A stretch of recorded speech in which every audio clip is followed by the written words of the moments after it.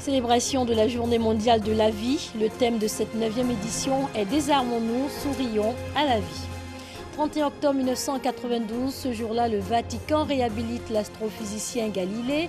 Ce dernier avait soutenu 3 siècles auparavant que la Terre tournait autour du Soleil. Ce sera votre éphéméride.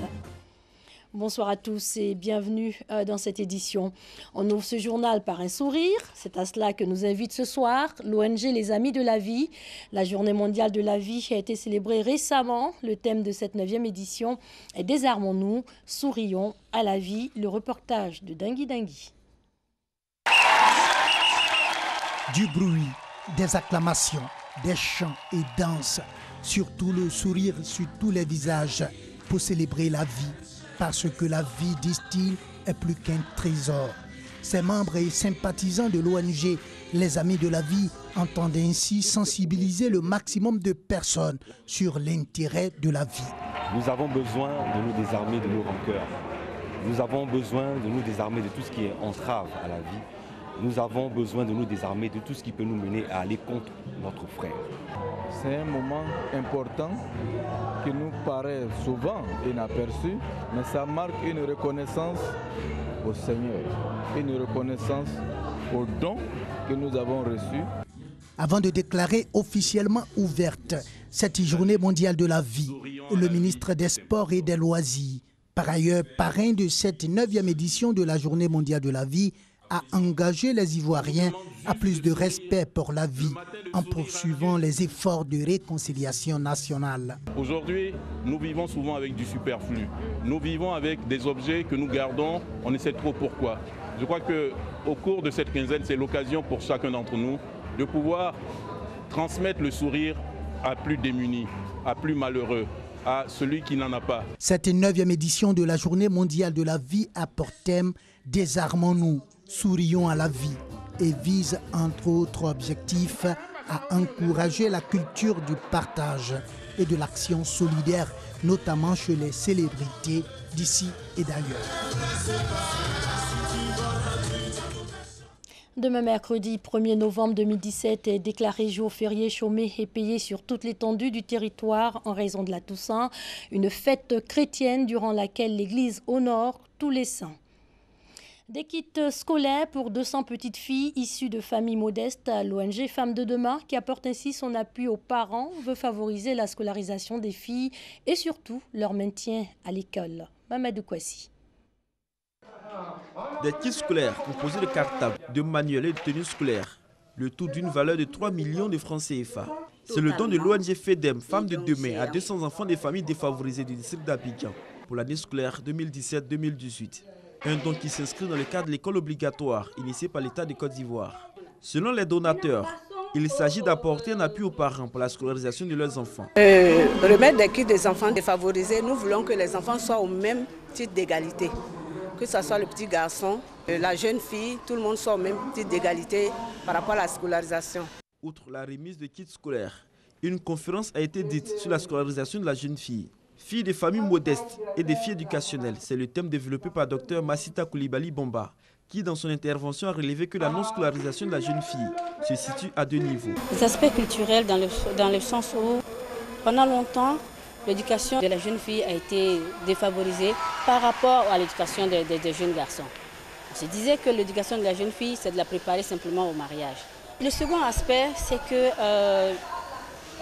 les problèmes de la femme, de la mère, influencent l'éducation de la jeune fille particulièrement. Pourquoi? Parce que la jeune fille est un peu le second, l'assistante de sa mère. Et donc elle a souvent besoin de sa fille pour la seconder. Si bien que plus la mère a des problèmes à la maison, plus cela a un impact négatif sur l'éducation de la jeune fille. La conférencière a par la suite démontré l'importance de la scolarisation de la jeune fille, qui selon elle constitue le socle du développement de nos États. Cette cérémonie de remise de kits scolaires est à sa 5e édition et la présente a été marquée par la célébration des 10 ans d'existence de l'ONG FEDEM, Femmes de Demain. Elle n'espère que la mort. Abissa 2017, la fête annuelle de la communauté Nzima Kotoko de Grand Bassam a démarré hier lundi. Un lancement marqué par la sortie du tam-tam sacré. Regardez. Les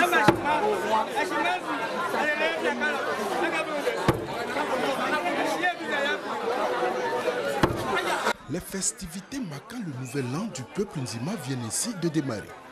Après le cérémonial traditionnel, le roi Nana Désiré Amotanoé a remis l'Indongbole ou le tam-tam sacré au peuple pour l'installer sur la place de la Bissa. Cette sortie du tam-tam sacré sur la place publique, qui marque officiellement le début de la semaine tant attendue, est une semaine au cours de laquelle le peuple Nzima va procéder à une cure sociétale. Les uns après les autres, les différentes couches de la société, femmes, jeunes et cadres, seront à l'honneur mais également critiquées. D'autant qu'au-delà de son caractère carnavalesque, la Bissa est également une occasion de retrouvailles au cours desquelles toutes les vérités sont permises. C'est le lieu des dénonciations publiques ainsi que des confessions pour tous ceux qui, au cours de l'année écoulée, ont posé des actes peu recommandables. Mais avant le cérémonial du palais royal, les envoyés du roi sont d'abord allés solliciter l'Indongbole à la famille Mvavile qui est le dépositaire de la Bissa.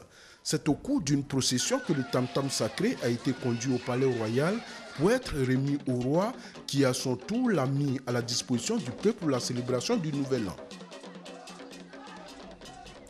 Le gibier braisé au cœur d'un concours culinaire, ça se passe à Boaké dans la région de Bouaké. C'était lors de la finale de la 4e édition du concours régional de la meilleure cuisine du terroir. Hassan Khan, Kader Sogodogo. Du gibier braisé, plat imposé au menu de la 4e édition du concours régional de la meilleure cuisine du terroir de Gbeke, doté du prix Aloukouna. Les concurrentes venues de Djebounois, Brobo, Botro, Beomi et Sakassou s'activent pour présenter le menu sous la meilleure des facettes au jury. Après une compétition riche en couleurs et en parfums gastronomiques, c'est la commune de Djebounois qui remporte le premier prix. Du paolet braisé avec de l'éguisson, les deux viandes sont recherchées. Je dis beaucoup à mes petites soeurs, mes filles, de faire toujours les maquis et bien préparer pour les clients. Une initiative de la direction régionale du tourisme de Gbeke pour valoriser les repas traditionnels qui peuvent être des attractions touristiques. La cuisine du terroir, ce qui constitue effectivement l'élément touristique que nous vendons, est en train de disparaître. Donc il faut faire en sorte que cette cuisine ne puisse pas disparaître, de sorte que les visiteurs qui viennent puissent découvrir cette cuisine. Les autorités présentes ont encouragé les initiateurs et les tenanciers de maquis de la région de Gbeke à faire preuve d'originalité dans leur menu. Nous sommes avec le directeur régional du tourisme pour ce concours culinaire et je voudrais le féliciter. Le tourisme, c'est important. Nous, on oublie ça. Oh, c'est quelque chose qui est important dans un pays. Ça donne beaucoup. Et si les jeunes gens pensent à ça, c'est bon. Cette 4e édition du concours de cuisine de la région de Gbeke a été placée sous la présidence de la ministre Maria Toukone, ministre de la Solidarité, de la Femme et de la Protection de l'Enfant. Et pour accompagner ces mets, on pourrait choisir le saké. C'est une boisson alcoolisée japonaise à base de riz. En France, les amoureux de la culture nippone espèrent imposer un saké made in France. Regardez. Dernière étape, après des mois de travail pour M. Wakayama. C'est l'heure de mettre en bouteille 8700 litres de saké, son premier fabriqué en France. Et le Toji, maître brasseur japonais spécialiste de ce breuvage, semble content de son travail. Je sais qu'on peut en faire encore du meilleur ici. Et l'année prochaine, la saison prochaine, je compte fabriquer un saké encore supérieur. Le plus gratifiant, c'est que des Français qui ne connaissent pas le saké se mettent à en boire et trouvent ça bon et en rient. Stage au Japon, importation du riz et d'une partie du matériel. Pour Grégoire Boeuf, l'entrepreneur à l'origine du projet en Haute-Loire, c'est 5 ans de travail et 1 million d'euros d'investissement. Et si recruter un maître brasseur était indispensable, un autre élément a été déterminant, la qualité de l'eau. Les eaux japonaises sont très légères, très peu chargées en minéraux. Et leur principal souci quand on a monté le projet là-bas, c'était de trouver de l'eau suffisamment légère et assez peu chargée en minéraux. Ce qu'on a ici, parce qu'on est sur un ancien massif volcanique, avec beaucoup de granit et que beaucoup des minéraux sont filtrés par cette eau-là. En Camargue, d'autres apprentis brasseurs attendent leur récolte pour lancer leur production. Pour faire un saké 100% français, ils ont demandé à ce riziculteur de cultiver plusieurs variétés de riz japonais, Un pari plein de doutes. Vous voyez la différence de hauteur de paille, hein. C'est quand même un riz beaucoup plus grand que le riz français. Mais il a un gros défaut, c'est sa mauvaise vigueur germinative. Qui pour nous est un gros problème, parce que comme on travaille en semi-direct, il faut absolument que les conditions météorologiques soient exceptionnelles pour que le riz germe bien, quoi. Et si la récolte s'annonce correcte, il faudra attendre encore plusieurs mois pour savoir si le riz produit en France fait un alcool de bonne qualité. Les bouteilles de Grégoire Boeuf, elles, sont déjà sur le marché avec un avantage concurrentiel, leur prix, 28 €, bien moins cher qu'une bonne bouteille importée du Japon. Et enfin, l'horloge du temps s'arrête ce soir sur le 31 octobre 1992. Ce jour-là, le Vatican réhabilite Galilée. L'astrophysicien avait soutenu 3 siècles auparavant que la Terre tournait autour du Soleil. L'Église catholique eut du mal à l'accepter. Pour cela, il fut condamné à la prison à vie en 1633 avant d'être réhabilité le 31 octobre 1992. Votre éphéméride avec Thomas Guissambi. Nous sommes le 31 octobre 1992 au Vatican. À l'issue d'un long procès, la commission mise sur pied par Jean-Paul II réhabilite le savant Galilée.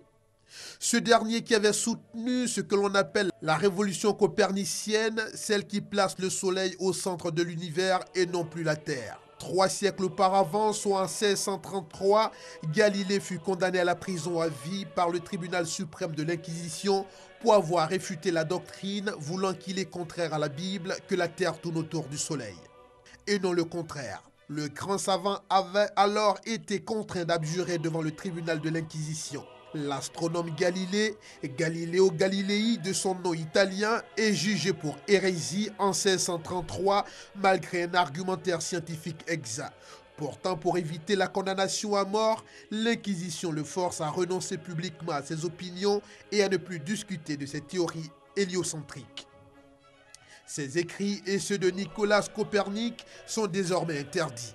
Galilée est condamné à la prison à vie en 1633. Pour échapper à la censure du Saint-Office, son deuxième chef-d'œuvre, Discours sur 2 sciences nouvelles, qui contient le fondement de la physique moderne, fut imprimé en Hollande en 1638, 4 ans avant sa mort. Le 31 octobre 1992, le Vatican, par la bouche du pape Jean-Paul II, réhabilite Galileo Galilei en arguant qu'une tragique incompréhension avait marqué son procès. Jean-Paul II prononce alors un discours devant l'Académie pontificale des sciences. L'affaire Galilée est à l'étude au Vatican depuis l'institution d'une commission d'enquête en 1981. Ce texte réconcilie la position de l'Église catholique avec les découvertes de Galilée. Il n'en a pas été ainsi pour Bruno Giordano, qui lui aussi s'était appuyé sur cette thèse opposée à la doctrine de l'Église. Les 2 hommes avaient été convaincus d'hérésie. Giordano Bruno fut brûlé vif au Campo de Fiori à Rome en février 1600. Galilée, lui, aura la vie sauve. Tous deux, pourtant, ont eu affaire au cardinal Berlamin, mandaté par le pape. C'est la fin de cette édition. Bonne soirée sur les antennes de l'RTI, la marque du service public.